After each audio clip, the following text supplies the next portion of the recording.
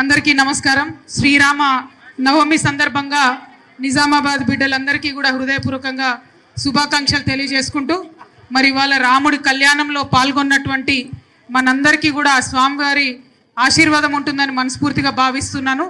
ఇవాళ రాముల వారు పుట్టినరోజు, సీతమ్మ వారిని చేపట్టిన రోజు కాబట్టి లోకానికి అందరికి కూడా కళ్యాణంగా ఉంటుందని చెప్పి మనస్ఫూర్తిగా నమ్ముతా ఉన్నాం.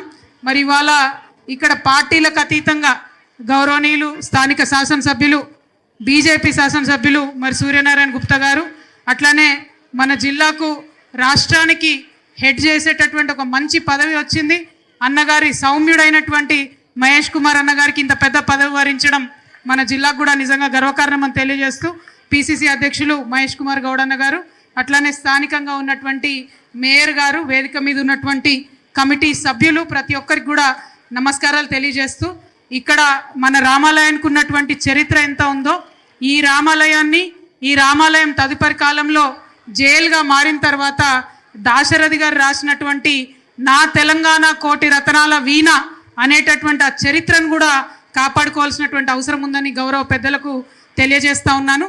నేను ఎమ్మెల్సీగా ఉన్నప్పుడు 40 లక్షల రూపాయలు ఫండ్ ఇచ్చి ఆ జైలు డెవలప్మెంట్ కోసము కార్యక్రమాలు చేసినాం. ఇంకా కొంచెం అయితే సంపూర్ణమైపోయేటటువంటి ఆస్కారం ఉంది కాబట్టి, ఏదైనా ప్రజల సొమ్మే, ప్రభుత్వం సొమ్మే కాబట్టి ఆ కార్యక్రమాన్ని కూడా ముందుకు తీసుకెళ్ళి దాశరథి గారిని ఉంచినటువంటి ఆ జైల్ని, టెంపుల్ని టోటల్ అభివృద్ధి చేయవలసిందిగా గౌరవ పెద్దలకు రిక్వెస్ట్ చేస్తూ, ఇది స్వామి కార్యం, దైవ కార్యం, ప్రజల యొక్క కార్యక్రమం కాబట్టి మా అందరి యొక్క సహకారం సంపూర్ణంగా ఉంటుందని తెలియజేస్తున్నాను. Thank you. జై తెలంగాణ, జై శ్రీరామ్.